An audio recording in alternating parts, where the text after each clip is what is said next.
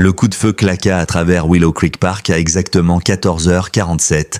Un son sec et glaçant qui figea sur place Dr. Lauren Mitchell. Sa tasse de café glissa de ses doigts, tremblant, se renversant sur l'allée. À quelques mètres d'elle, la petite Emily, 8 ans, était étendue sur le sol, son bâton blanc oublié à côté d'elle, tandis que son berger allemand, Guide, Titan, saignait abondamment. Debout, à quelques pas, l'officier de police Michael Turner restait immobile, son arme fumante toujours levée. Ce n'était pas une intervention banale, c'était le cauchemar familial qui se préparait depuis 15 ans. Un hurlement aigu, celui de Martha Collins, transperça l'après-midi printanier. Des parents agrippèrent leurs enfants, se repliant derrière les arbres. Des téléphones se levèrent, enregistrant chaque seconde de l'horreur. « Il a tiré sur un chien guide !»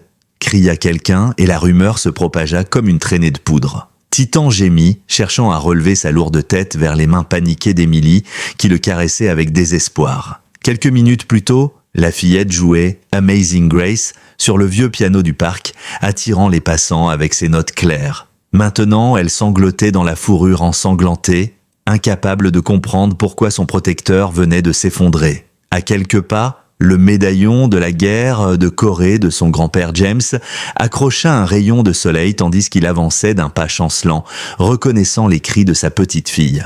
Code rouge, situation d'officier à terre, lança Turner dans sa radio, sa voix craquant comme une branche sèche. Ce que la foule ignorait, c'est que l'officier et la fillette aveugle partageaient le même sang, et que Titan avait autrefois sauvé 3 enfants d'une maison en flammes.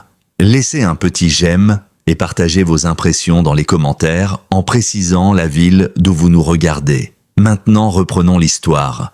6 mois plus tôt, Emily Mitchell avait pressé ses petites mains contre le grillage du refuge animalier de Silver Lake, écoutant l'orchestre désordonné d'aboiements et de gémissements qui en aurait effrayé plus d'un. Aveugle de naissance, à cause d'un glaucome congénital, Emily percevait le monde par les sons, le toucher et une intuition qui surprenait souvent les adultes. Celui-là, avait-elle murmuré à sa mère en désignant du doigt un grand enclos dans un coin. À l'intérieur, un berger allemand de 4 ans restait à l'écart du vacarme. Titan devait être euthanasié l'après-midi même. Sa taille imposante effrayait les adoptants. Mais lorsque la fillette approcha, il s'avança lentement, posa sa large tête contre le grillage juste là où sa main l'attendait. « Il m'a choisi, maman », affirma Emily, avec cette certitude pure que seuls les enfants possèdent. 18 mois d'entraînement intensif suivirent, épuisant les économies de la famille et poussant Dr. Lauren à doubler ses gardes à l'hôpital pour enfants de Silver Lake. 25 000 $, une fortune pour une mère célibataire, mais chaque sacrifice en valait la peine. Titan apprit à détecter les crises d'épilepsie de la fillette 20 minutes avant leur apparition, à la guider dans les lieux bondés et même à repérer les changements subtils dans sa respiration, annonçant une crise d'angoisse. Leur rituel quotidien devint un trésor pour le quartier. Chaque jour, à 14h30, Emily et Titan parcouraient les 6 pâtés de maison depuis l'école élémentaire jusqu'au parc, où un vieux piano droit trônait sous un kiosque couvert. Le talent musical d'Emily s'était révélé tôt. Elle pouvait rejouer n'importe quelle mélodie après l'avoir entendue une seule fois. Titan, assis fièrement à côté du banc, son harnais de chien guide brillant au soleil, observait les passants d'un œil intelligent. Parmi eux, Martha Collins, une veuve de 68 ans, nourrissait chaque jour les canards et s'était autoproclamée protectrice de leur mini-concert. « Cet enfant a des anges dans les doigts et ce chien, le cœur d'un saint », répétait-elle souvent. Pour elle, la musique d'Emily et la présence apaisante de Titan adoucissaient la solitude. Le grand-père James, vétéran de 75 ans, venait parfois après ses rendez-vous médicaux. Souffrant d'un cœur fragile, il refusait néanmoins de manquer ces moments. « La musique guérit ce que la médecine ne peut pas », disait-il, en voyant le visage de sa petite fille pour s'illuminer. À 15 km de là, l'officier Michael Turner luttait contre ses propres démons. 42 ans, vétéran de la police, il portait les cicatrices invisibles laissées par l'attaque d'un pitbull sur son fils, Dylan, 3 ans plus tôt. Les cris de son enfant, le sang sur le sol de l'hôpital et le cache-œil que Dylan portait depuis hantaient chacune de ses rencontres avec un grand chien. Ce mardi-là, le destin s'était mis en marche. Emily et son grand-père marchaient main dans la main vers le parc, Titan à leur côté, son harnais clairement étiqueté « Chien guide, ne pas caresser ». À 14h15, ils atteignirent le kiosque. Emily choisit Amazing Grace, l'hymne préféré de son grand-père, évoquant pour elle les histoires sur son père disparu quand elle avait 3 ans. « Joue-le doucement aujourd'hui », suggéra James. Titan se plaça avec précision, observant la foule qui se formait, une mère avec des jumeaux, un jogger âgé retirant ses écouteurs et Martha approchant avec son sac de grains pour canard. Pendant ce temps, à la brigade, Turner recevait un appel. Grand berger allemand sans collier, agressif près de Central Square. La description, environ 34 kilos, pelage sombre. En entendant ça, Turner sentit l'angoisse l'envahir. Son partenaire, Jake Morris, le vit pâlir. « Tu es sûr que ça va ?» demanda-t-il. « On n'a pas le temps d'attendre la brigade animalière », répondit Turner crispé. En se dirigeant vers la zone, la radio grésilla à nouveau. Le chien se dirigeait vers Willow Creek Park. Bondé à cette heure. Le piano d'Emily jouait en fond, porté par la brise, sans que les officiers sachent qu'il fonçait droit vers une collision entre un traumatisme ancien et une innocence fragile. À 14h43, leur voiture entra par l'allée principale. Pour Turner, chaque recoin cachait une menace. Son regard se fixa sur la silhouette sombre près du piano. « C'est lui », dit-il. Jake leva ses jumelles. « C'est un chien guide, regarde le harnais. » Mais Turner, prisonnier de ses souvenirs, ne voyait qu'un danger imminent. Martha, remarquant leur approche tendue, s'avança. « Officier, tout va bien ici », lança-t-elle. « Ce chien s'appelle Titan. C'est le guide d'Emily. Elle est aveugle. » Les mots glissèrent sur Turner, déjà enfermé dans son tunnel de peur. « Reculez tous », ordonna-t-il. James, sortant des toilettes, perçut la tension et se précipita. Emily, sentant Titan se tendre, l'interrogea doucement. « Qu'est-ce qu'il y a, mon grand ?» Le chien resta calme, mais alerte. Et c'est là, dans cet équilibre fragile entre vigilance et incompréhension, que tout bascula. Turner interpréta un simple mouvement protecteur comme une menace. Sa main se posa sur la crosse de son arme.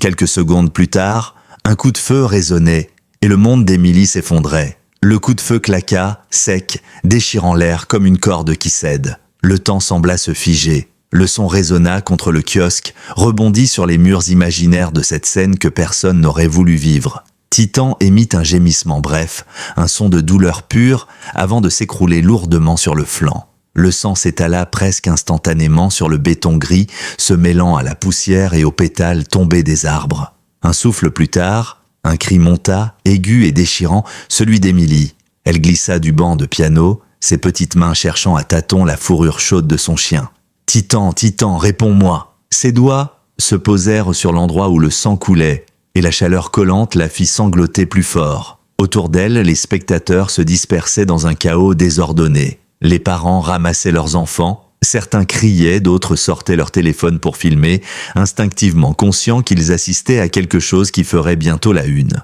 Martha Collins, elle, resta figée, les mains tremblantes, le visage déformé par un mélange de colère et d'effroi. « Officier Turner, vous venez de tirer sur un chien guide », lança-t-elle, sa voix cassée mais tranchante. James atteignit enfin le cercle qui s'était formé autour de sa petite fille. Son regard se posa sur Titan, immobile sauf pour un battement de queue faible et irrégulier. Il sentit son cœur, déjà fragile, se serrer dangereusement. D'une voix ferme mais tremblante, il appela les secours, urgence vétérinaire à Willow Creek Park, immédiatement. Chien guide blessé par balle, enfant traumatisé. Turner, lui, restait figé, arme toujours en main, le souffle court. La brume qui avait envahi son esprit commençait à se dissiper, et avec elle venait une prise de conscience qui lui coupa les jambes. Ce n'était pas un chien agressif, ce n'était pas une menace, c'était un compagnon de service, au comportement irréprochable, un chien qui protégeait une petite fille qui, de près, lui paraissait étrangement familière. Martha, à genoux près d'Emily, pressait ses mains contre la blessure de Titan, son sac à main renversé à ses côtés. « Tiens bon, mon grand, tiens bon !» répétait-elle, comme si la répétition pouvait conjurer la fatalité. Emily, le visage baigné de larmes, se pencha pour murmurer à l'oreille de son chien « Tu es mon bon garçon, reste avec moi, d'accord ?» Titan, dans un effort visible, leva les yeux vers elle. Ses oreilles bougèrent légèrement à la reconnaissance de sa voix. À cet instant, Dr. Lauren Mitchell arriva en trompe depuis le parking. Elle avait reçu un message d'une voisine. Quelque chose arrive à Emily au parc, la police est là. En voyant la scène, le sang, la foule, l'arme au sol, sa fille recroquevillée contre Titan, elle sentit ses jambes fléchir. « Emily !» cria-t-elle, se précipitant pour entourer sa fille. Emily s'accrocha à elle immédiatement, mais sa première phrase fut pour son chien. « Maman, ils ont blessé Titan. Il n'a rien fait de mal. » Une ambulance vétérinaire improvisée arriva, les sirènes couvrant un instant le tumulte. La vétérinaire d'urgence, Dr Jennifer Marsh, descendit en courant avec une trousse imposante. En quelques gestes précis, elle vérifia la respiration de Titan, palpa la blessure et posa un pansement compressif. « La balle est passée par l'épaule », expliqua-t-elle rapidement à Lorraine. « Pas d'atteinte apparente aux artères principales, mais il y a de gros dégâts musculaires. On doit l'opérer immédiatement. » Pendant qu'il chargeait Titan sur une civière, Émilie refusa de lâcher sa patte. Il fallut l'accord de la vétérinaire pour qu'elle monte elle aussi dans le véhicule installé juste à côté, sa main tenant fermement la patte de son protecteur. Lorraine suivit, son regard lançant des éclairs à Turner. Mais au lieu de se défendre, il détourna les yeux, submergé par un poids qu'il n'arrivait pas encore à nommer. Jake Morris, son partenaire, s'approcha de lui. « Mike, qu'est-ce qui t'a pris ? On aurait pu vérifier. » Turner serra la mâchoire. « J'ai cru voir ?» Sa phrase mourut dans sa gorge. Comment expliquer que son cerveau avait remplacé la scène devant lui par celle, vieille de 3 ans, de son fils couvert de sang? À l'hôpital vétérinaire de Silver Lake, la salle d'attente se remplit vite. Lorraine, blême mais droite, tenait Émilie contre elle. James, malgré son souffle court, s'assit près d'elle. La porte du bloc s'ouvrit enfin et Dr Marsh apparut. « Nous allons tenter la chirurgie reconstructrice, mais il faudra être prêt à de longues semaines de rééducation. » Émilie hocha la tête avec une détermination inattendue pour son âge. « Je resterai avec lui tout le temps qu'il faudra. » Dehors, la nouvelle se propageait déjà sur les réseaux sociaux. Les vidéos filmées au parc circulaient sous des hashtags enragés « Je justice pour Titan, chien de guide blessé ». Dans ces vidéos, on voyait Titan immobile, calme, et l'officier tiré. Les commentaires fusaient, mélange de colère, de tristesse et d'incompréhension. Turner, rentré chez lui, regardait ces mêmes images sur son écran. Ses mains tremblaient. Et dans un flash brutal, il comprit pourquoi Émilie lui semblait familière. La forme de son visage, sa façon de tourner légèrement la tête en écoutant, elle ressemblait à David, son frère disparu depuis 15 ans. Une sueur glaciale lui parcourut l'échine. S'il avait raison, il venait de tirer sur le chien guide de sa propre nièce. Michael Turner resta assis des heures dans son salon, la lumière du jour laissant place aux ombres. Sur l'écran, les vidéos du parc tournaient en boucle. Chaque fois le même choc. Titan assis sagement, Émilie penchée sur le clavier, puis lui, levant son arme. Plus il regardait, plus son estomac se nouait. Il entendait les cris, voyait le sang, et derrière ces images, une autre scène revenait. La dernière fois qu'il avait vu David, son petit frère, 15 ans plus tôt. C'était un matin de novembre. David devait conduire sa fille de 3 ans à une opération oculaire. Michael s'était engagé à l'emmener pour qu'il ne roule pas trop stressé. Mais un appel de dernière minute l'avait retenu au poste. David était parti seul. On ne l'avait jamais revu vivant. Une collision avec un chauffard ivre l'avait emporté à 3 rues de l'hôpital. Depuis, Michael avait mis de la distance avec Lorraine et Émilie, incapable de regarder cet enfant qui lui rappelait tout ce qu'il avait perdu et tout ce qu'il n'avait pas su protéger. Maintenant, le puzzle s'assemblait. La fillette au piano, celle qu'il avait crue en danger, était sa nièce. Et le chien qu'il avait abattu, celui qui gisait sur le béton, était son guide, son soutien, son monde. Un vertige le prit. Il se leva pour marcher, mais ses jambes faiblirent. Pendant ce temps, à l'hôpital vétérinaire, la chirurgie battait son plein. Dr Marsh, concentré, guidait son équipe. Aspiration, compresse. On a un fragment osseux à retirer. Sur la table, Titan respirait difficilement mais régulièrement. Les moniteurs émettaient un bip rassurant. Émilie, assise dans un coin de la salle de repos, refusait de manger. Lorraine s'accroupit à sa hauteur. « Chérie, il va s'en sortir. » Mais la fillette secoua la tête. « Et s'il ne pouvait plus me guider ?» Ses doigts se crispèrent sur la cordelette usée du jouet préféré de Titan, qu'elle avait glissé dans sa poche. Dans la ville, la colère montait. Des centaines de commentaires inondaient les pages des journaux locaux. Des associations de défense des animaux annonçaient déjà des rassemblements. Le nom de Michael Turner circulait, parfois accompagné de menaces à peine voilées. Au commissariat, le capitaine Reynolds convoqua Turner dès le lendemain matin. Dans la salle d'entretien, il posa les mains sur la table. « Explique-moi. Les vidéos sont claires, les témoins sont unanimes, et tu as tiré sur le chien de ta propre famille. » Turner baissa les yeux. « Je n'ai pas reconnu Émilie. » Il raconta alors, pour la première fois depuis des années, l'attaque du pitbull contre Dylan, son fils, les nuits sans sommeil, les images obsédantes. Le capitaine resta silencieux un moment, puis lâcha. Ce que tu décris, c'est du stress post-traumatique, et tu n'as jamais cherché d'aide.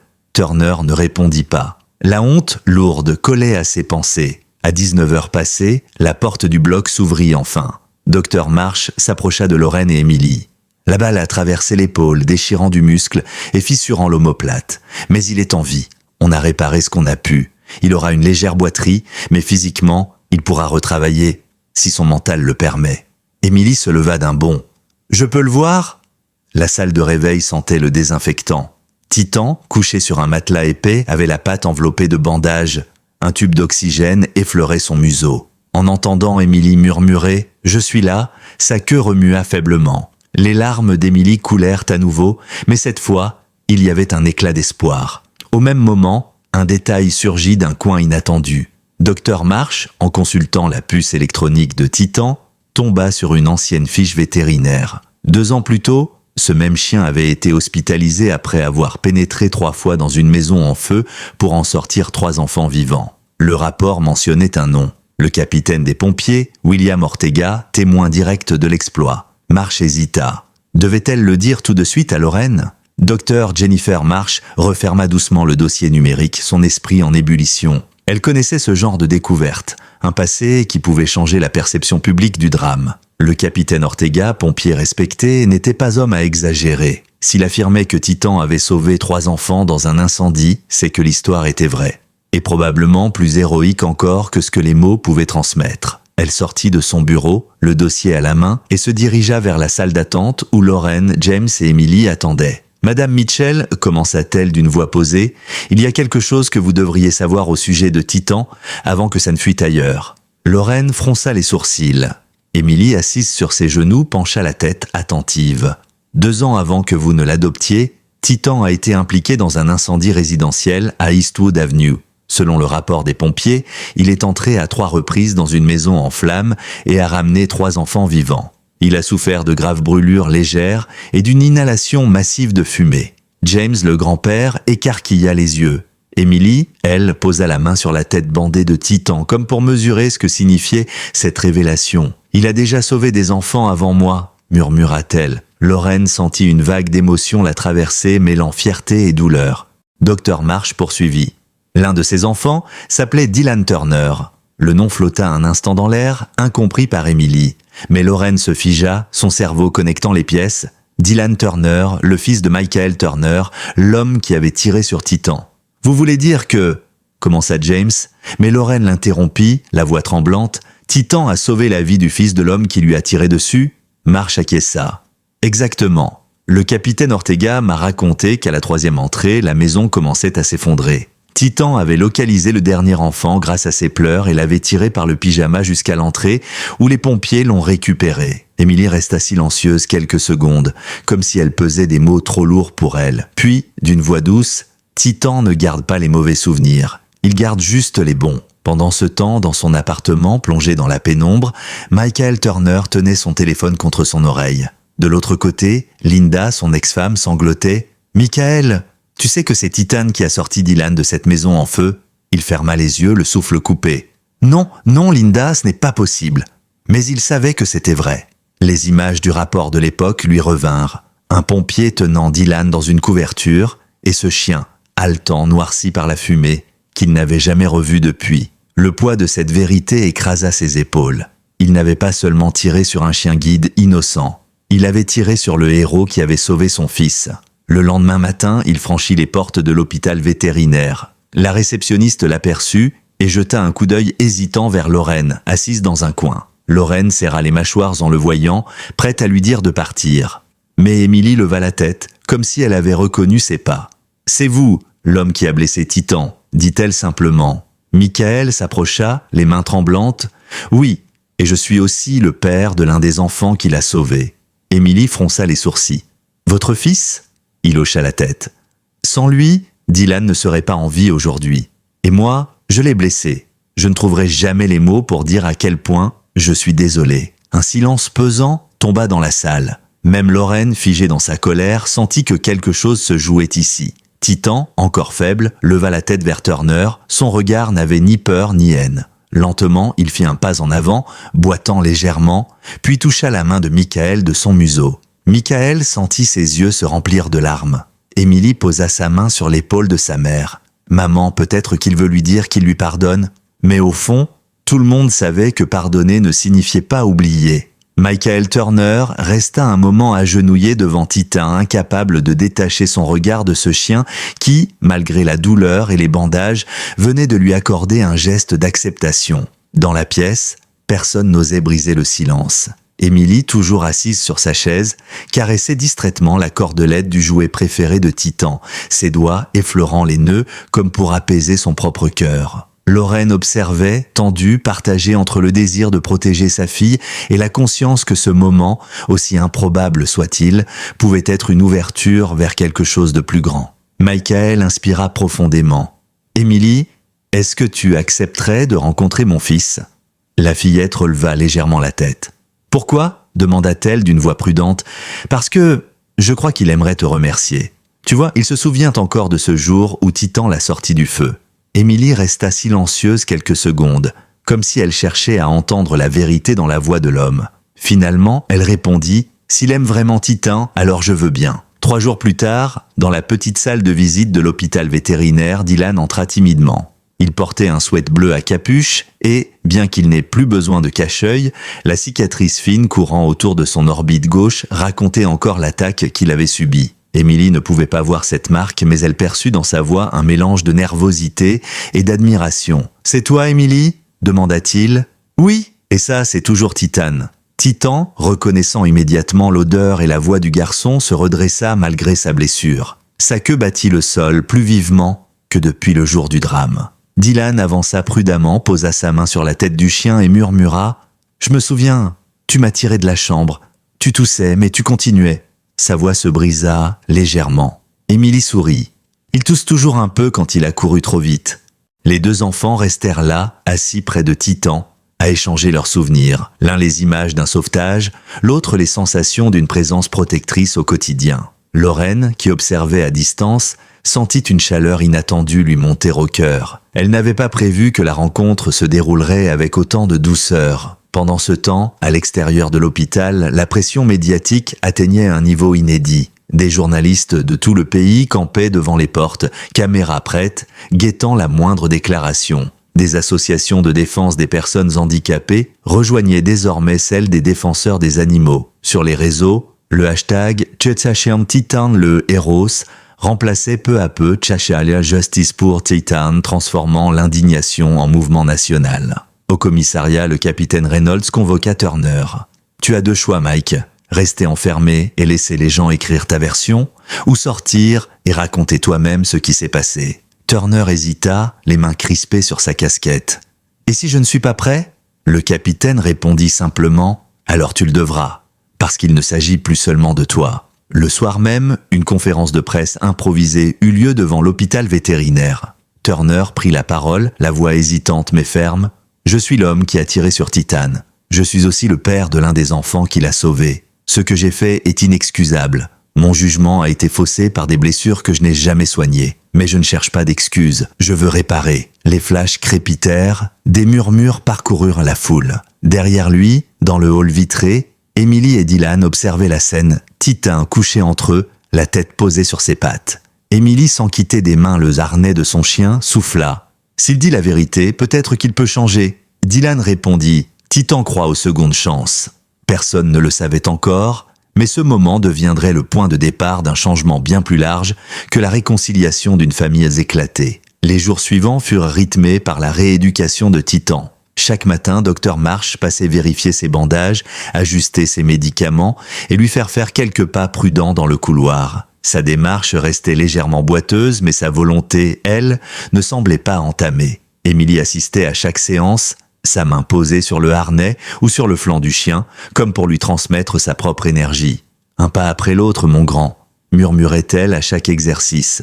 Titan la regardait alors et malgré la douleur, il avançait. Lorraine, de son côté, avait accepté, avec beaucoup de réticence au départ, que Michael passe parfois voir Titan. Il ne venait jamais seul. Dylan l'accompagnait, et c'était souvent lui qui parlait le plus.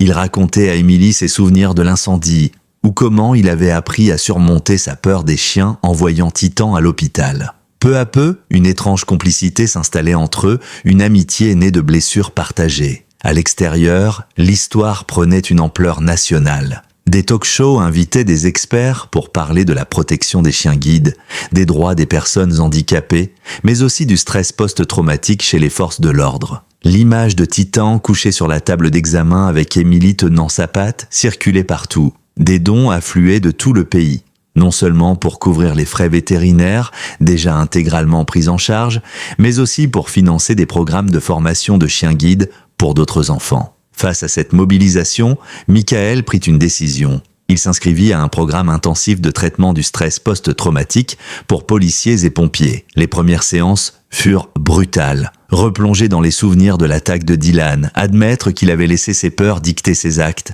Mais, pour la première fois, il parlait sans se réfugier derrière le silence ou le travail. Un soir, après une séance, il rejoignit Lorraine dans le hall de l'hôpital vétérinaire. Elle ne lui facilita pas la tâche. « Je ne t'excuserai pas, Michael, pas encore, mais si tu continues comme ça, peut-être qu'un jour, Émilie le pourra. » Il hocha la tête. « Je ne suis pas venu chercher un pardon rapide. Je suis venu réparer. » Quelques semaines plus tard, Titan put enfin rentrer à la maison. Le jour de sa sortie, une petite foule s'était formée devant l'hôpital. Émilie tenait fermement son harnais, avançant d'un pas fier. Titan, bien que marqué par une légère boiterie, marchait la tête haute, la queue balayant doucement l'air. Les applaudissements éclatèrent spontanément. Des pancartes portaient des messages comme « Merci Titan » ou « Les héros portent aussi des pattes ». C'est ce jour-là qu'une idée germa dans l'esprit de Martha Collins. Elle proposa à Lorraine et Émilie d'organiser, une fois Titan remis, un événement communautaire en son honneur, un grand rassemblement dans le parc, mêlant musique, témoignages et sensibilisation à la cause des chiens guides et à la santé mentale. Lorraine accepta, mais à une condition, que cet événement ne soit pas seulement pour Titan, mais pour toutes les histoires de guérison et de réconciliation que cette affaire avait déclenchées. Michael, informé du projet, proposa son aide. « Je peux contacter des associations de vétérans, des groupes de soutien psychologique et aussi des formateurs de chiens guides. » Lorraine hésita un instant, puis acquiesça. « Très bien, mais sache que ta place là-bas, tu devras la gagner. » Les semaines précédant l'événement furent intenses. Émilie répétait au piano chaque après-midi, préparant une nouvelle composition qu'elle voulait dévoiler ce jour-là. Chanson pour Titan. Dylan venait parfois écouter, assis en silence, le regard perdu dans les notes, comme s'il comprenait que cette musique parlait aussi de lui. La veille du rassemblement, Titan fit un dernier contrôle vétérinaire. Dr Marsh confirma qu'il avait retrouvé presque toute sa mobilité. « Il est prêt » dit-elle avec un sourire. Émilie, caressant la tête de son chien, répondit simplement « Alors demain, il marchera devant moi. » Personne ne le savait encore, mais le lendemain ne serait pas seulement une célébration. Ce serait le moment où toute une communauté, autrefois secouée par la colère, choisirait de marcher ensemble vers autre chose. Le matin du rassemblement, Willow Creek Park avait retrouvé ses couleurs de printemps. Les bénévoles s'affairaient depuis l'aube. Installation de chaises, d'une scène sous le kiosque, d'enceintes pour la musique et de tables couvertes de tracts sur la santé mentale, la formation des chiens guides et les ressources pour les familles en difficulté. Des guirlandes de ballons bleus et or, les couleurs choisies pour représenter la loyauté et le courage, flottaient dans la brise. Émilie arriva main dans la main avec Lorraine, Titan marchant fièrement à leur côté. Son nouveau collier brodé, Titan, héros, guide et ami, brillant sous le soleil. Sa boiterie était légère, presque imperceptible. Les applaudissements éclatèrent dès qu'ils franchirent l'allée principale. Émilie, bien qu'aveugle, sentit l'ampleur de ce moment dans les vibrations de la foule et la chaleur des voix qui l'entouraient. Martha Collins, élégante dans une robe fleurie, prit la parole la première. « Quand j'ai vu ce chien pour la première fois, il était assis à côté de ce piano, veillant sur une petite fille comme si c'était la mission la plus importante du monde. Ce jour-là, j'ai compris que Titan n'était pas un chien ordinaire. Aujourd'hui, je comprends qu'il n'est pas seulement un héros pour Émilie. Il l'est pour nous tous. » Les témoignages se succédèrent. Un éducateur de chiens guides expliquant la rigueur de leur formation. Un vétéran racontant comment son propre chien d'assistance avait changé sa vie. Et même Dr Marsh, qui décrivit la force de Titan sur la table d'opération. Puis vint le moment où Michael Turner, en chemise simple et sans insigne, monta sur scène. L'attention dans la foule était palpable. Certains le regardaient avec méfiance, d'autres avec curiosité. Michael respira profondément. « Je ne suis pas ici pour réécrire l'histoire. Ce que j'ai fait restera toujours une erreur grave. Mais je veux que vous sachiez que ce chien a sauvé la vie de mon fils avant que je ne commette l'irréparable. Titan est un héros, et moi, j'étais un homme brisé qui a laissé sa peur décider à sa place. » Sa voix se brisa légèrement. « Depuis, j'ai appris que le courage, ce n'est pas seulement affronter un danger. C'est aussi demander pardon et essayer de devenir quelqu'un de meilleur. » Un silence épais suivit ces mots, puis quelques applaudissements timides qui grandirent peu à peu jusqu'à remplir le kiosque. Émilie, debout à côté de Titan, tourna légèrement la tête vers lui et dit doucement « Il a peut-être compris. » Alors que la matinée avançait, l'atmosphère se fit plus légère. Émilie prit place au piano et annonça « Cette chanson, je l'ai écrite pour mon meilleur ami. Elle s'appelle « Chanson pour Titan ». Les premières notes, douces et claires, s'élevèrent dans l'air et Titan, assis bien droit à côté d'elle, remuait doucement la queue comme s'il suivait la cadence. C'est alors que sur le côté de la scène, un mouvement attira l'attention. Le capitaine des pompiers, William Ortega, approchait. Accompagné de 3 adolescents, les enfants que Titan avait sauvés dans l'incendie d'Eastwood Avenue. Il s'était déplacé spécialement pour le voir. Dès qu'il aperçut Ortega, Titan se leva, l'odeur et la voix familière réveillant un souvenir vif. Sa queue s'agita plus vite, et malgré les mois écoulés, il s'avança vers les 3 jeunes. Le plus grand, Miguel, s'agenouilla, les larmes aux yeux. « Tu nous as sortis de là. Je me souviens de la chaleur, de la fumée, et toi, qui revenais nous chercher encore et encore. » Sa sœur, Sophia, caressa le flanc du chien. « Tu n'as pas changé, tu es toujours aussi doux ?» Émilie, qui écoutait attentivement, sourit. « Alors, vous aussi, vous êtes de la famille de Titan. » La foule, émue par ces retrouvailles, se rapprocha. Ortega prit le micro. Ce chien n'a pas hésité à risquer sa vie pour sauver ses enfants. Aujourd'hui, il nous rappelle qu'un héros, ce n'est pas celui qui ne tombe jamais, mais celui qui se relève encore et encore. À cet instant précis, quelqu'un dans la foule lança « Photo de famille !» Et sans qu'on sache vraiment qui avait initié le geste, Émilie, Titan, Dylan, les 3 adolescents sauvés, Michael, Lorraine, Martha et Ortega, se retrouvèrent côte à côte. Le cliché pris au bon moment figerait à jamais l'image d'une communauté réunie par un chien et par l'idée qu'aucune erreur n'est trop grande pour empêcher la réconciliation. Mais alors que tout semblait paisible, un organisateur s'approcha discrètement de Lorraine pour lui murmurer quelques mots à l'oreille. Son visage se figea. Quelque chose, ou plutôt quelqu'un venait d'arriver au parc, et cela risquait de raviver de vieilles blessures. Lorraine se tourna lentement vers l'allée qui longeait le kiosque. Les conversations se firent plus basses, comme si tout le monde avait senti le changement dans l'air. Au bout de la rangée d'arbres, un homme avançait d'un pas mesuré, soutenu par une canne métallique. Grand, cheveux poivre, aisselle, costume sombre, regard déterminé malgré une fatigue visible. Il fallut quelques secondes à Lorraine pour le reconnaître. Puis son souffle se coupa. Ethan Marshall, ancien chef de la police municipale et l'homme qui, des années plus tôt, avait signé la suspension définitive de Michael Turner après l'incident du parc. Il n'était pas seulement une figure de l'autorité locale, il avait aussi été un proche collègue de David, le père d'Emily. Et aujourd'hui, il venait droit vers eux. Michael, qui discutait avec Ortega près du kiosque, leva la tête et se figea. Il n'avait pas revu Marshall depuis l'audience disciplinaire qui avait mis fin à sa carrière. À l'époque, il l'avait perçu comme un juge impitoyable, sans pitié pour ses erreurs. Les souvenirs remontèrent d'un coup, ravivant la honte. Marshall s'arrêta à quelques mètres de la scène. Ses yeux balayaient la foule avant de se poser sur Titan. Puis il prit la parole d'une voix grave mais claire. « J'ai appris ce qui se passait ici aujourd'hui, et je ne pouvais pas rester chez moi. » La foule écoutait, intriguée. « J'ai vu beaucoup de choses dans ma carrière, des hommes tombés, des familles se briser. Mais je dois avouer que ce qui m'a frappé dans cette histoire, ce n'est pas seulement l'erreur, c'est la façon dont elle a été affrontée depuis. » Michael ne savait pas si ces mots étaient une attaque voilée ou un début de reconnaissance. Marshall continua. « Monsieur Turner, je n'ai jamais douté que vous aviez besoin d'aide. J'ai seulement douté que vous ayez la force de la demander. Aujourd'hui, je vois un homme qui peut-être commence à la trouver. » La tension qui pesait sur la scène se relâcha légèrement. Émilie, qui ne comprenait pas tous les sous-entendus, serra simplement la poignée du harnais de Titan. Elle demanda doucement « C'est un ami ?»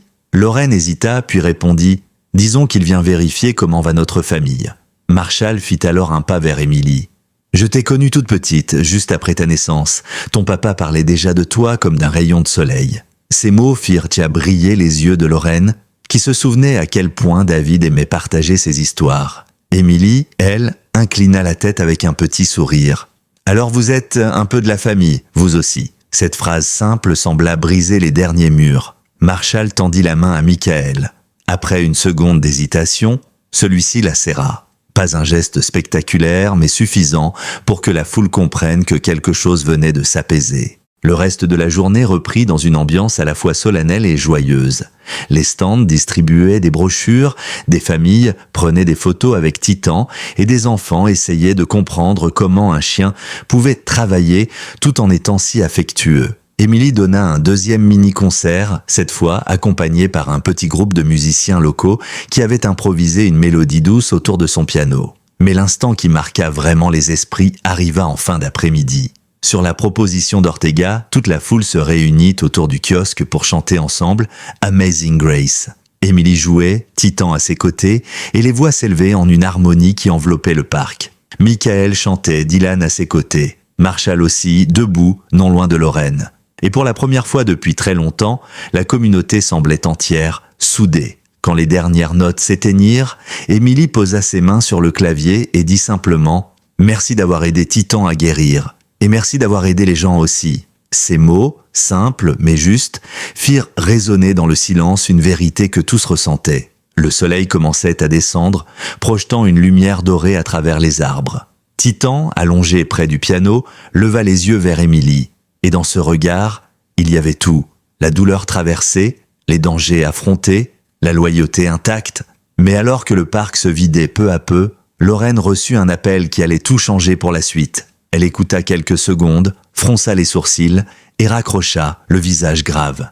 Quelque chose d'inattendu venait d'arriver à Silver Lake. Lorraine resta immobile quelques secondes après avoir raccroché, fixant le vide, comme si elle essayait de remettre de l'ordre dans ce qu'elle venait d'entendre. Émilie, assise à côté d'elle, caressait Titan qui s'était endormi, ignorant encore que quelque chose venait de se produire. Michael, remarquant le visage fermé de Lorraine, s'approcha. « Qu'est-ce qu'il y a ?» demanda-t-il à voix basse. Elle inspira profondément. C'était le chef de la clinique vétérinaire du centre-ville.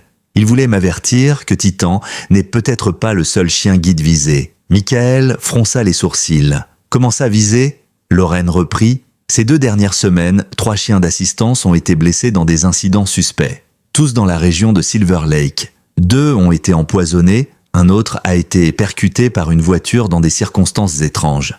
Les propriétaires pensent que ce n'est pas un hasard. » Michael sentit un frisson remonter le long de sa colonne vertébrale. « Tu crois qu'on a voulu s'en prendre à Titan exprès ?»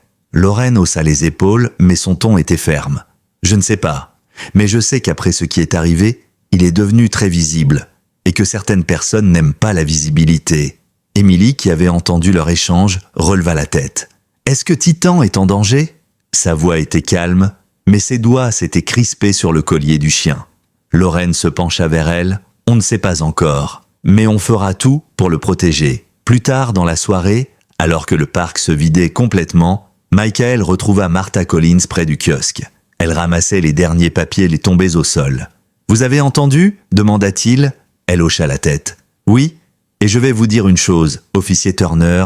Si quelqu'un essaie encore de toucher à ce chien, il faudra qu'il passe sur le corps de tout le quartier. » De retour chez elle, Lorraine verrouilla toutes les portes et fenêtres. Titan, épuisé, s'installa sur son tapis préféré, la tête sur les genoux d'Émilie. La fillette, malgré la fatigue, resta éveillée longtemps, écoutant les bruits de la maison, comme pour s'assurer qu'aucun pas étranger ne s'approchait. De son côté, Michael ne trouva pas le sommeil. Les mots de Lorraine tournaient dans sa tête. Il repensa aussi à son propre passé dans la police, aux enquêtes laissées inachevées, aux petites pistes qu'on négligeait faute de preuves. Peut-être qu'il tenait là une façon de réparer, pas seulement vis-à-vis d'Émilie et de Titan, mais aussi pour la communauté. Le lendemain matin, il frappa à la porte de Lorraine. Elle ouvrit, encore surprise de le voir si tôt. « Je veux enquêter sur ces incidents », dit-il directement. « Je connais encore assez de monde au commissariat pour avoir accès aux rapports, et je pense que si quelqu'un s'en prend au chien guide, on doit le savoir vite. » Lorraine hésita, puis regarda Émilie qui était déjà en train de mettre le harnais de Titan. « Si tu fais ça, c'est pas en tant qu'ancien flic. C'est en tant que membre de cette famille élargie. » Michael acquiesça. Marché conclu. Ce qu'aucun d'eux ne savait encore, c'est que cette nouvelle investigation allait les replonger dans un tourbillon d'émotions et de vérités inattendues, et que Titan, malgré ses blessures, allait jouer un rôle déterminant dans ce qui allait suivre. Michael passa la matinée au poste de police de Silver Lake, un lieu qu'il connaissait par cœur, mais qu'il n'avait pas foulé depuis sa mise à pied. Les couloirs semblaient plus étroits, l'air plus lourd. Certains anciens collègues le saluèrent avec réserve, d'autres détournèrent le regard. Au bureau des archives, il obtint, grâce à un vieux contact, les rapports sur les incidents impliquant les chiens d'assistance. Les descriptions étaient troublantes. Un labrador, guide empoisonné avec des boulettes de viande imbibées d'antigel, un golden retriever aveugle percuté par une voiture qui avait accéléré en le voyant traverser, et un border collie de thérapie trouvé blessé à proximité d'un terrain vague. Tous les faits s'étaient produits à moins de 10 km du centre-ville, sur une période de 2 semaines. Et tous les chiens portaient un harnais ou un gilet clairement identifié comme « assistance ». Michael nota aussi un autre détail. Dans 2 cas, des témoins avaient signalé avoir vu une camionnette blanche rôder à proximité. En fin de journée, il retrouva Lorraine chez elle pour lui montrer les documents. Emily et Titan étaient assis dans le salon, la fillette jouant doucement un air au piano, tandis que Titan, couché à ses pieds, relevait parfois la tête à chaque note plus forte. Michael expliqua ses trouvailles. Si c'est bien lié, alors on a quelqu'un qui s'en prend volontairement à ses chiens. Emily, attentive, interrompit « Titan peut aider ». Lorraine la regarda surprise. « Comment ça, chérie ?» La fillette posa une main sur le flanc de son chien. Il connaît les odeurs des gens qu'il aime, mais aussi celles des gens qu'il n'aime pas. S'il sent quelque chose de dangereux, il le dira. L'idée, bien que surprenante, fit sens à Michael. Les chiens guides, surtout expérimentés comme Titan, développaient une mémoire olfactive impressionnante. On pourrait l'emmener sur les lieux des incidents, suggéra-t-il. Lorraine hésita, inquiète de fatiguer le chien encore en convalescence. Mais Emily intervint. Titan veut aider, c'est comme ça qu'il guérit aussi. 2 jours plus tard, ils commencèrent leur tournée. Michael conduisait, Emily à l'arrière avec Titan, Lorraine à l'avant. La première halte fut le petit parc où le labrador avait été empoisonné. Titan marcha lentement, le nez bas, s'arrêtant parfois pour humer l'air avec insistance. À un moment, il s'immobilisa, oreilles dressées, fixant un point précis, un banc métallique tagué, à moitié dissimulé par des arbustes. Michael s'approcha. Sous le banc, il trouva un petit sac plastique froissé contenant des restes de viande desséchée. Il le glissa dans un sachet hermétique. « On fera analyser ça ?» Le 2e site était une intersection animée, là où le Golden Retriever avait été percuté. Titan sembla nerveux, reniflant plusieurs fois la chaussée, puis tirant légèrement sur son harnais en direction d'une ruelle adjacente. Michael suivit, découvrant au bout une zone où l'asphalte portait encore des traces de freinage et des empreintes de pneus correspondant à un véhicule utilitaire. « Une camionnette », murmura-t-il. Il nota soigneusement l'orientation et l'emplacement. À mesure qu'ils avançaient dans l'enquête, Titan montrait une concentration qui impressionnait tout le monde. Emily semblait ressentir chaque tension dans la posture de son chien. « Il est sur quelque chose », disait-elle parfois, avant même que Michael ou Lorraine ne voient un changement. Le soir, en triant les photos et les échantillons, Michael réalisa qu'ils avaient une piste solide. La camionnette blanche n'était pas une coïncidence. Et Titan, en guidant leurs pas, venait peut-être de rapprocher l'affaire d'une résolution. Mais il y avait un problème. Si celui ou ceux qui s'en prenaient aux chiens apprenaient que Titan aidait l'enquête, il pourrait redevenir une cible. 3 nuits après leur tournée des lieux d'incident, la maison de Lorraine baignait dans un silence paisible. Emily dormait profondément, Titan roulait en boule au pied de son lit. Lorraine, elle, travaillait encore dans la cuisine, triant des factures à la lueur douce d'une lampe. Soudain, Titan releva la tête, oreilles dressées. Ses muscles se tendirent, comme une corde prête à se rompre. Lorraine le remarqua et chuchota « Qu'est-ce qu'il y a, mon grand ?» Le chien se leva, se dirigea vers la porte arrière et grogna. Un son grave et continu qu'elle ne lui avait entendu produire qu'une seule fois, le soir où Michael était entré à l'hôpital vétérinaire. Lorraine jeta un coup d'œil par la fenêtre donnant sur le jardin. Une silhouette se tenait près de la clôture, immobile, à peine éclairée par la lumière lunaire. Quand elle réalisa que la personne portait une casquette basse et observait la maison, son cœur s'accéléra. Elle recula lentement, attrapa son téléphone et composa le numéro de Michael. « Il y a quelqu'un dehors », dit-elle à voix basse. « Ne fais rien seul », répondit-il immédiatement. « J'arrive ». Mais avant même qu'il n'arrive, Titan s'était posté devant la porte, muscles bandés, le nez pointé vers l'extérieur. La silhouette recula, puis disparut derrière les arbres. Quelques secondes plus tard, Lorraine entendit un moteur démarrer, le son grave d'un utilitaire prenant rapidement de la distance.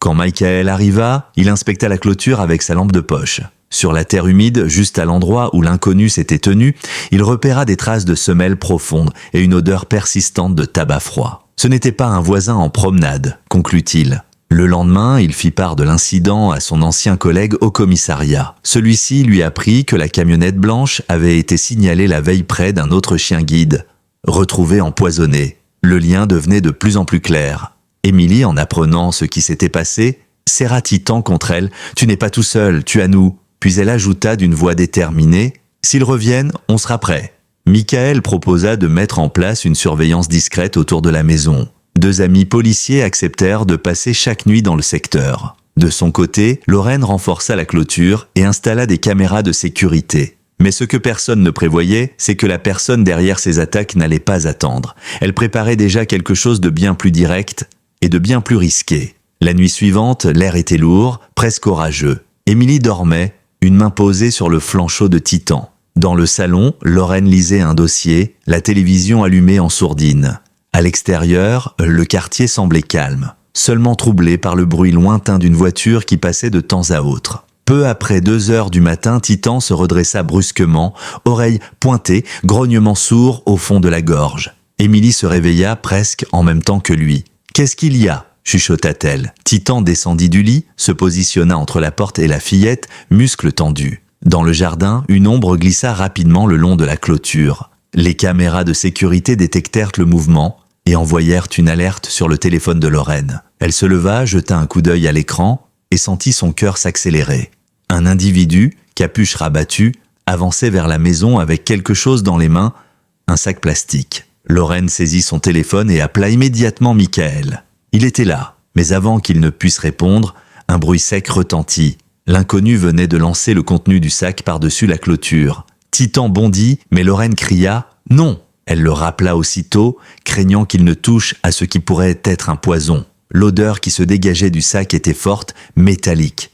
Michael arrivait en moins de 5 minutes, mit des gants et inspecta le contenu. Des morceaux de viande imbibés d'un liquide suspect. « C'est bien ce que je pensais », murmura-t-il. Mais au moment où ils allaient sécuriser le sac pour analyse, Titan se figea, les yeux rivés sur l'angle de la clôture. Un deuxième individu, plus massif, venait d'apparaître cette fois armé d'une barre métallique. Michael dégaina son spray au poivre et s'avança. « Police! Lâchez ça !» cria-t-il. L'homme hésita une fraction de seconde, puis tourna les talons et s'enfuit. Titan, malgré la blessure encore récente, tira sur son harnais comme pour le poursuivre. Michael décida de le laisser guider la course. Émilie restait avec Lorraine, écoutait le bruit des pas s'éloigner dans la nuit. Titan, lui, suivit la piste olfactive avec une précision impressionnante, jusqu'à un vieux hangar désaffecté à 3 rues de là. Michael fit signe à ses anciens collègues, venus en renfort, de bloquer les issues. À l'intérieur, ils trouvèrent non seulement les 2 hommes, mais aussi plusieurs sacs de viande préparés, identiques à celui lancé dans le jardin, et des photos imprimées de chiens guides du secteur, dont Titan, avec des annotations précises sur leurs trajets habituels. Les 2 individus furent arrêtés sur le champ. L'enquête révélerait plus tard qu'ils avaient été payés par un petit groupe extrémiste opposé aux privilèges accordés aux chiens d'assistance dans les lieux publics. Un prétexte absurde, masquant une simple cruauté organisée. Quand Michael revint avec Titan au petit matin, Émilie les attendait sur le perron. Elle entoura le cou du chien de ses bras, puis leva la tête vers Michael. « Je savais qu'il t'aiderait à les trouver. » Michael répondit avec un sourire fatigué. Sans lui, on n'aurait jamais remonté la piste. Mais l'affaire n'était pas tout à fait close. Les hommes arrêtés n'étaient que des exécutants. Et derrière eux, il restait encore à identifier celui qui avait tout orchestré. Les 2 hommes arrêtés parlèrent peu au début. Mais après plusieurs heures d'interrogatoire menées par l'agent Morales, un nom finit par revenir, Victor Kane. Michael sentit son estomac se nouer en entendant ce patronyme. « Tu le connais ?» demanda Morales. Michael hocha lentement la tête. « Oh oui, je le connais.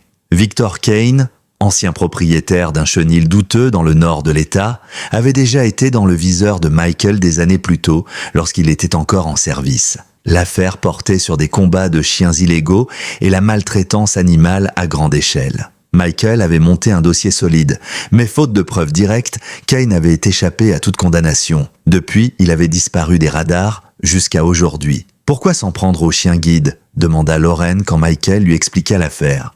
Parce que pour lui, chaque chien d'assistance est l'antithèse de ce qu'il défend. Il symbolise de l'utilité, la loyauté, exactement ce qu'il a détruit chez les animaux qu'il exploitait. Et puis, Michael marqua une pause, presque à contre-cœur. Il sait que j'ai toujours voulu le faire tomber. Toucher à Titan, c'est aussi m'envoyer un message. Morales confirma que Kane avait été vu plusieurs fois à Silver Lake ces derniers mois, souvent au volant d'une camionnette blanche. Mais il n'avait pas encore été arrêté. L'homme savait se volatiliser avant que les mandats ne tombent. Michael proposa une stratégie risquée, se servir de Titan comme d'un appât contrôlé pour forcer Kane à se montrer. Lauren blêmit. Hors de question que Titan serve d'appât. Mais Emily, assise à côté de son chien, posa calmement une main sur le harnais. « Maman, Titan est un guide.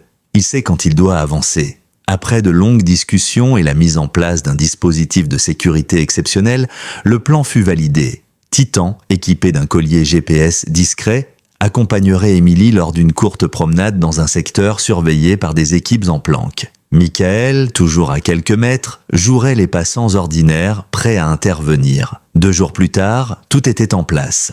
Emily et Titan marchaient le long d'une allée bordée d'arbres, le soleil couchant projetant de longues ombres sur le trottoir. Au bout de la rue, un utilitaire blanc se gara discrètement. Derrière le pare-brise, Michael aperçut un visage qu'il n'avait pas vu depuis près de 10 ans. Victor Kane, sourire froid, regard calculateur. Kane sortit du véhicule, un sac à la main et s'avança. Mais avant qu'il n'atteigne Emily, Titan s'immobilisa, fixant l'homme, puis émit un grondement sourd. C'était un son différent, profond, presque primal. Emily s'arrêta. Michael, lui, avançait déjà, main sur son spray au poivre. Kane, comprenant qu'il était piégé, tenta de reculer, mais la rue se referma sur lui. 2 voitures banalisées surgirent des côtés, et Morales, arme au poing, ordonna « Police, les mains en l'air !» En quelques secondes, Victor Kane fut menotté. Tandis qu'on l'emmenait, il lança un regard noir à Michael. « Tu crois que t'as gagné ? Les gens comme moi reviennent toujours. » Michael répondit d'un ton glacé « Pas si les gens comme nous ne lâchent jamais. » Ce soir-là, de retour à la maison, Emily s'agenouilla près de Titan. « C'est fini maintenant ?» demanda-t-elle. Michael répondit « Oui, pour lui c'est fini. » Mais il savait que, pour Titan, la mission continuait. Protéger, guider et rappeler à tout le monde qu'un vrai héros ne se définit pas par les batailles qu'il gagne, mais par celles qu'il refuse d'abandonner. Une semaine après l'arrestation de Kane, Willow Creek Park reprit des allures de fête. Cette fois, il ne s'agissait pas d'un événement improvisé, mais d'une véritable célébration organisée par toute la communauté. Des banderoles, Merci Titan et les héros portent aussi des pattes, flottaient entre les arbres. Les enfants couraient avec des ballons, des stands proposaient gâteaux et limonades, et un petit espace avait été aménagé pour présenter les nouveaux chiens guides en formation. Emily et Titan arrivèrent, main dans la main, ou plutôt main dans patte, sous les applaudissements. Titan portait un harnais neuf, offert par l'association des chiens guides, avec une médaille gravée, pour bravoure et loyauté exceptionnelle. Emily caressa doucement cette médaille avant de s'installer sur le banc du piano, installé spécialement pour elle sous le kiosque. Michael, debout dans la foule, observait la scène. Il ne portait pas d'uniforme, mais il se tenait droit, le regard clair. Lauren se plaça à ses côtés. Ils échangèrent un bref sourire, presque imperceptible, mais qui signifiait beaucoup. Il y avait encore des blessures, mais elles cicatrisaient. Martha Collins prit la parole. « Nous sommes réunis ici pour célébrer plus qu'un chien héroïque. Nous célébrons le courage, la résilience et la force d'une communauté qui refuse de se laisser diviser par la peur ou la haine. » Elle fit un signe vers Emily et Titan. Ce duo nous rappelle qu'il existe un lien indestructible entre un cœur humain et un cœur canin. Puis Emily posa ses doigts sur les touches. Cette chanson est pour tous ceux qui se sont battus pour que Titan reste à mes côtés. Et pour tous les chiens qui, chaque jour, sont les yeux, les oreilles et parfois même le cœur de ceux qui en ont besoin. Les notes s'élevèrent, claires et réconfortantes, se mêlant au bruissement des feuilles. Titan, assis bien droit, écoutait, la tête légèrement penchée, comme s'il comprenait chaque accord. Lorsque la dernière note résonna, la foule resta silencieuse quelques secondes avant d'éclater en applaudissements. Certains avaient les larmes aux yeux, d'autres souriaient largement. Michael, lui, sentit quelque chose de rare et précieux, un apaisement profond. Après le concert, un photographe local proposa de prendre un dernier cliché. Émilie s'agenouilla à côté de Titan, les bras autour de son cou, tandis que Lorraine et Michael se tenaient derrière elle. Dylan les rejoignit, suivi de Martha et du capitaine Ortega. Même Morales, pourtant peu friand des moments publics, prit place dans le cadre. Le clic de l'appareil immortalisa un instant simple mais puissant. Un cercle d'êtres humains et un chien unis par les épreuves traversées et décidés à aller de l'avant. En rentrant chez elle ce soir-là, Émilie s'assit sur son lit, Titan à ses pieds, elle lui caressa doucement la tête. « On a gagné, mon grand ». Titan, comme pour répondre, posa sa patte sur sa main et la garda là, immobile. Dans cette étreinte silencieuse, il y avait tout, les blessures, la peur, la perte, mais aussi la guérison, la confiance et l'amour inébranlable. Et si l'avenir restait incertain, une chose, au moins, ne changerait jamais. Tant qu'ils seraient ensemble, ni Émilie ni Titan ne marcheraient seuls.